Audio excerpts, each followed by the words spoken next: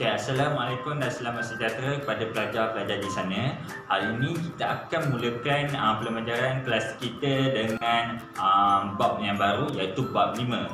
Bab 5 adalah ungkapan algebra. Okey, dalam bab 5 ini terdapat dua topik yang kita boleh belajar, tapi untuk hari ini kita akan belajar topik yang pertama, iaitu 5.1, iaitu pemboleh ubah dan ungkapan algebra. Okey, dalam topik 5.1 ini terdapat 5 topik yang kita akan belajar dan kita akan habiskan pada hari ini. Okey, apakah topik-topik yang kita akan belajar pada hari ini? Kita akan lihat video yang seterusnya. Adakah pelajar dah bersedia di sana? Okey, jom.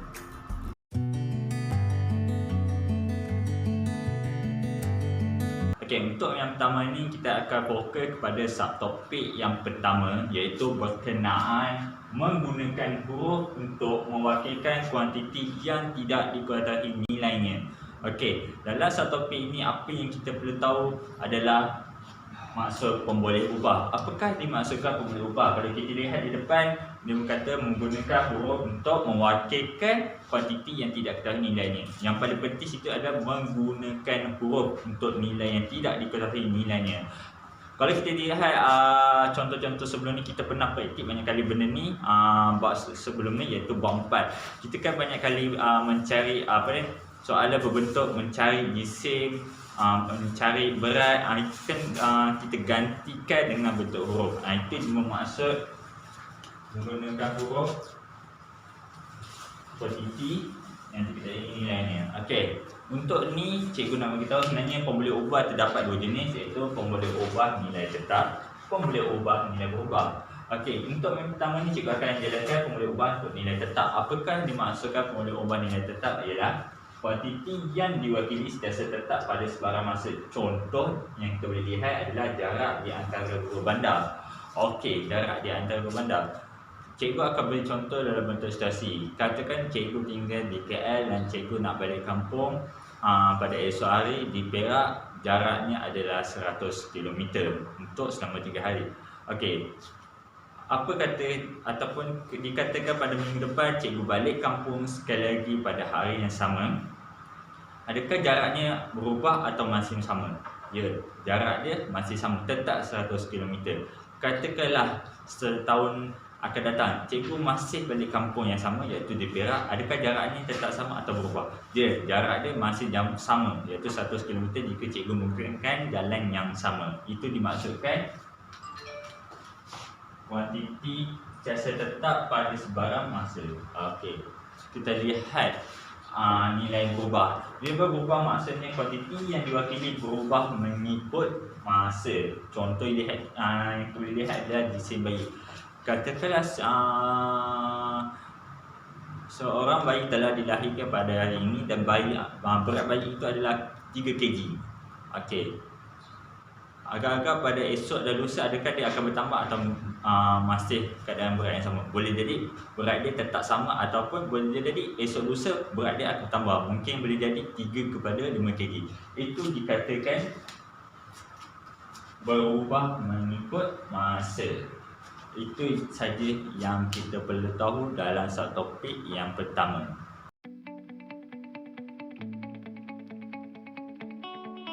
Okey pelajar, sekarang ni kita akan lihat kepada contoh untuk lebih mudah kita faham apa yang kita pelajari dalam subtopik pertama tadi. Okey, contohnya berbunyi jarak di antara rumah Aman dengan sekolahnya.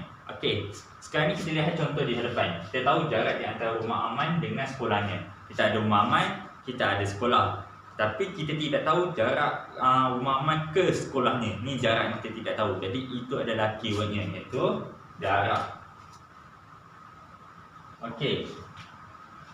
Okey, huruf yang diwakili ini dikatakan pemboleh ubah, iaitu menggunakan huruf untuk nilai yang tidak diketahui nilainya. Kita tahu kita ada rumah Aman, kita ada sekolah, tapi kita tidak tahu jarak antara rumah Aman ke sekolahnya. Jadi untuk mewakili jarak tu kita ganti dengan huruf. Huruf apa? Pelajar boleh guna apa huruf, tapi macam cikgu lebih suka menggunakan huruf S.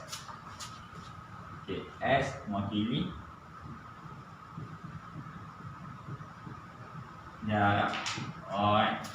Okey, kita lihat soalan seterusnya, iaitu jenis pemboleh ubah. Apakah jenis pemboleh ubah untuk jarak? Okey, kita ada dua, pemboleh ubah nilai tetap, pemboleh ubah nilai berubah. Untuk jarak kita tahu dia adalah pemboleh ubah yang tetap. Sebab apa? Kita lihat pada situasi ini. Okay, untuk hari ini Aman pergi ke sekolah ni jaraknya 2 km.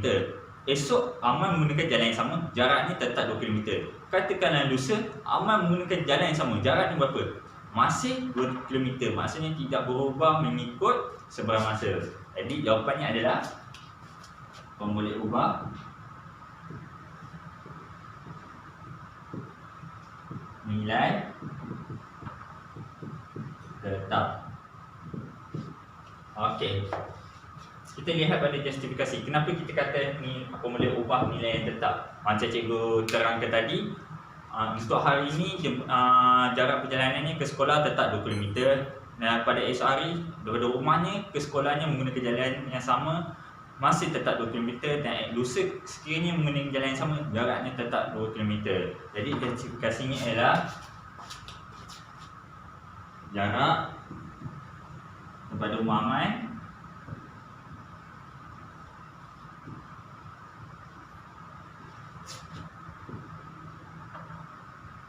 biasa tetap mengikut peredaran semasa ataupun mengikut sebarang masa.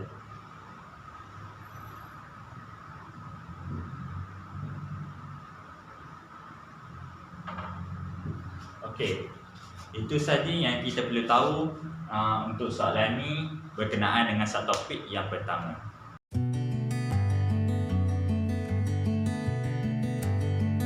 Okey pelajar, sekarang ni kita akan lihat kepada subtopik yang kedua dalam topik bab 5.1, iaitu menerbitkan ungkapan algebra daripada suatu situasi. Ini bermaksud daripada soalan itu kita akan keluarkan ungkapan yang sesuai berdasarkan soalan itu ataupun situasi itu. Kita lihat contoh di hadapan, di mana kita dapat 3 contoh. Untuk yang pertama ni kita lihat contoh yang pertama, iaitu contoh pertama berbunyi tolak 7 daripada suatu nombor yang nilai kita tidak tahu, iaitu berhuruf X. Okey, kita baca sekali lagi. Tolak 7, kita ambil 7 tolak daripada suatu nombor nilai yang kita tidak tahu dan dia diberi huruf X.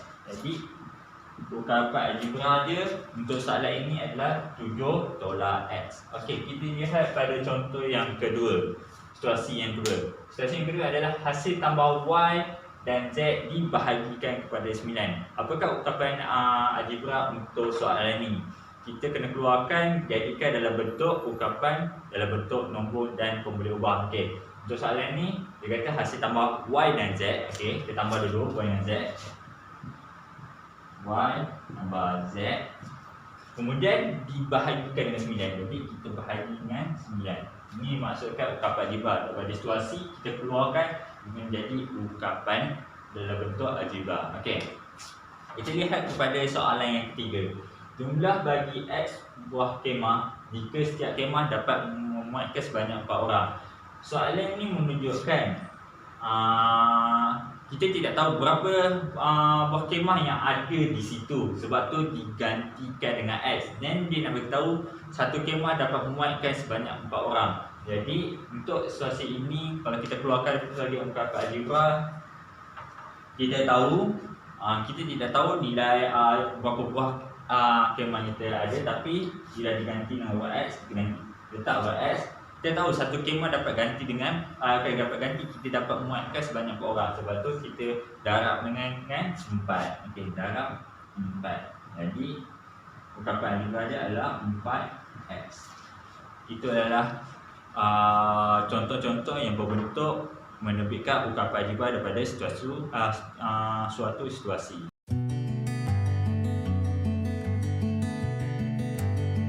Okey, subtopik yang ketiga berkenaan menentukan nilai ungkapan algebra. Oleh itu kita akan lihat terus kepada contoh. Sebelum tu kita lihat dulu soalan. Soalan ni berbunyi, jika X diberi 3 dan Y bernilai 2, sila cari nilai untuk soalan pertama ialah 2X tambah 5Y. Macam mana kita nak selesaikan?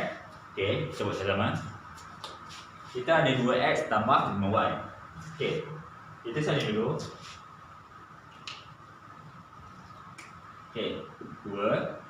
Kita tahu kan nilai X berapa? X adalah 3. Kita ganti dengan 3 tambah 5Y. Y nilainya adalah 2. Okey. Nilainya adalah 2. Kita gantikan nilai di dalam soalan. Okey. Kita tahu dalam biasa 2 darab 3 kita dapat 6 tambah 5 darab 2 dapat 10. So jawapannya 6 tambah 10 adalah 16.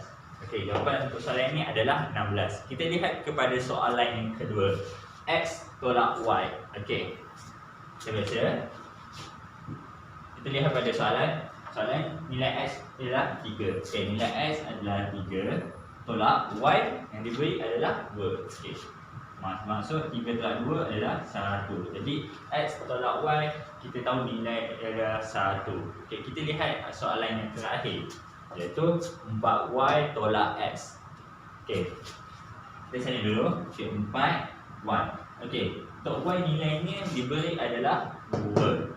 Okey, kita letak 2 tolak X. X nilai diberi adalah 3. Okey. Kita selesaikan macam biasa.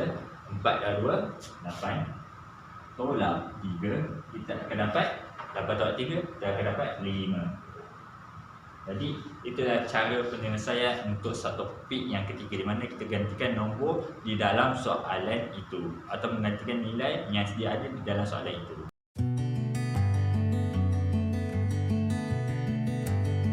Okey, satu topik keempat berkenaan dengan sebutan dan perkali dalam struktur wakapan. Apakah dimaksudkan satu topik itu? Kita lihat pada contoh di hadapan. Okey, contoh yang pertama adalah 2x. Okey, kita tahu 2 adalah nombor. 2 ni adalah nombor. 2x ni kita boleh katakan sebagai pemboleh ubah. Maksud huruf yang kuantiti yang kita tidak tahu digantikan dengan huruf. Apabila kita ada nombor dan pemboleh ubah, ini dipanggilkan sebagai sebutan algebra.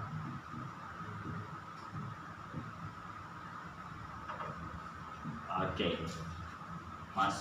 Bermaksud kita ada nombor dan pemboleh ubah dalam sebutan algebra. Jadi kita lihat yang kedua, contoh kedua. Huruf M. Adakah dia sebutan algebra? Ya, sebenarnya adalah sebutan algebra kerana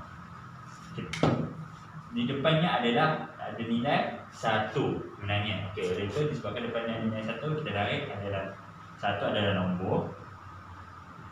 M adalah sebagai pemboleh ubah.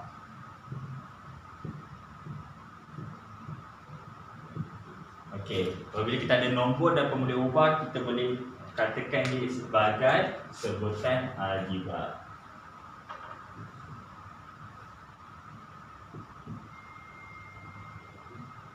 Okey, kita lihat kepada contoh yang ketiga.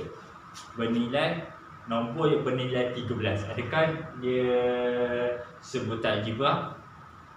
Ya, sebenarnya untuk nombor saja, ini adalah special case mana kita juga memanggil dia sebagai sebutan algebra. Walaupun kita tidak ada pemboleh ubah, hanya ada nombor saja,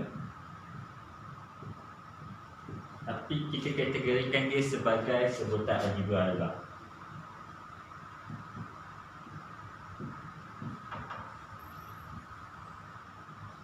Itu dikatakan ataupun maksud di sebalik sebutan dalam ungkapan algebra, iaitu sebutan algebra.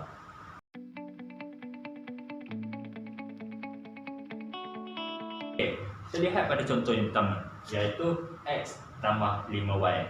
Soalannya adalah meminta sebutan algebra. Berapakah sebutan algebra yang terdapat di dalam soalan ini? Okey, sebenarnya kita ada berapa? Kita ada 2 sebab kita keluarkan, kita ada 2x dengan 5y. Okey, itu adalah sebutan algebra.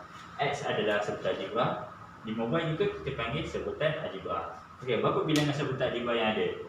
Di sini kita tulis 2, jadi semestinya bilangannya ada 2. Okey. Okay, kita lihat pada contoh yang kedua. X per 8 tolak 7Y. Okey. Kita untuk sebutan algebra kita ada dua, iaitu X per 8 dengan 7Y. Kita salin balik. Okey. Berapa bilangan sebutan yang ada? 1, 2. Okey, bilangan sebutan yang ada untuk soalan yang kedua ni adalah 2. Kita lihat pada soalan yang ketiga, PQ tolak 2Q tambah 13. Okey, sebutan algebra dia adalah PQ, 2Q dan juga 13. Jadi bilangan sebutan yang ada 1, 2, 3. Okey. Itu adalah jalan penyelesaian untuk satu topik yang keempat.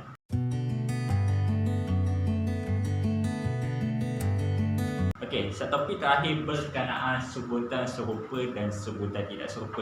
Apakah maksud di sebalik sebutan serupa dan tidak serupa? Kita lihat dulu contoh kepada sebutan serupa.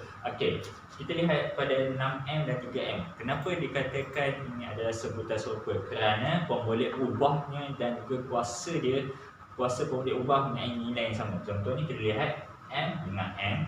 Nilai kuasa dia adalah nilai kuasa dia adalah 1 dan 1. Jadi ini kita dipanggilkan sebutan serupa. Walaupun nilai di depan ni tidak sama 6 dan 3, itu tidak dikatakan sebutan serupa. Yang sebutan serupa ni paling penting adalah pemboleh ubah dan kuasa dia mempunyai nilai sama. Okey, kita lihat yang kedua. 5K kuasa 2 negatif 4K kuasa 2. Ini adalah sebutan serupa sebab kita ada huruf K dan juga K. Dia juga mempunyai kuasa 2, di sini juga mempunyai kuasa 2. Okey, kita lihat yang seterusnya. 6AB dengan 7BA. Ini adalah sebutan serupa kerana kita mempunyai pemboleh huruf AB dan juga di sini juga AB. Dan mempunyai nilai kuasa 1, di sini 1, di sini juga 1. Itu dikatakan sebutan serupa. Okey, yang terakhir negatif 2M dan 37M. Sebutan serupa kerana kita ada M dan juga M. Dan M ni di sini nilai dia kuasa 1, di sini juga mempunyai nilai kuasa 1. Itu dikatakan sebutan serupa dalam sebutan algebra. Okey, kita beralih kepada contoh-contoh sebutan yang tidak serupa. Okey, contohnya yang pertama 5MN 7M dikatakan tidak serupa sebab kita lihat pada pemboleh ubah dia, kita ada MM di sini. Tapi untuk di sini kita hanya ada huruf N.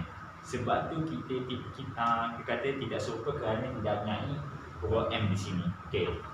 Di sini pula 5XY minus YZ. Okey, di sini kita ada huruf XY, pemboleh ubah dia. Di sana kita ada huruf YZ. Maksud sebutan pemboleh ubah ni tidak serupa. XY, YZ tidak sama. Okey, sebab tu dikatakan sebutan tidak serupa. Kita lihat pada sini 9X kuasa 2 8X. Pemboleh ubah dia di sini kita ada X, di sini pun kita ada X, betul? Kita lihat pada kuasa dia. Di sini kuasa dia adalah X kuasa 2, di sini X kuasa 1. Tidak sama kan? Jadi sebab itu kita dikatakan soalan ni dipanggil sebutan tidak serupa. Yang terakhir 3M kuasa 2 1/4 mm kuasa 2. Kita ada M di sini. Di sini kita ada MN. Maksudnya pemboleh ubah saja pun dah tidak serupa. Jadi kita boleh kategorikan ini sebagai sebutan tidak serupa. Itu dimaksudkan sebutan serupa dan sebutan tidak serupa. Mana kita fokus kepada pemboleh ubah dan kuasa pemboleh ubah itu. Hanya itu saja. Itu saja untuk kelas kita pada hari ini. Untuk minggu depan kita akan masih teruskan topik bab 5, tapi kita akan sambung topik yang kedua iaitu 5.2. Okey, macam biasa cikgu minta pelajar siapkan kerja sekolah dan jangan lupa submit menekan link yang cikgu share di dalam grup WhatsApp. Okey, itu saja daripada cikgu. Assalamualaikum dan salam sejahtera.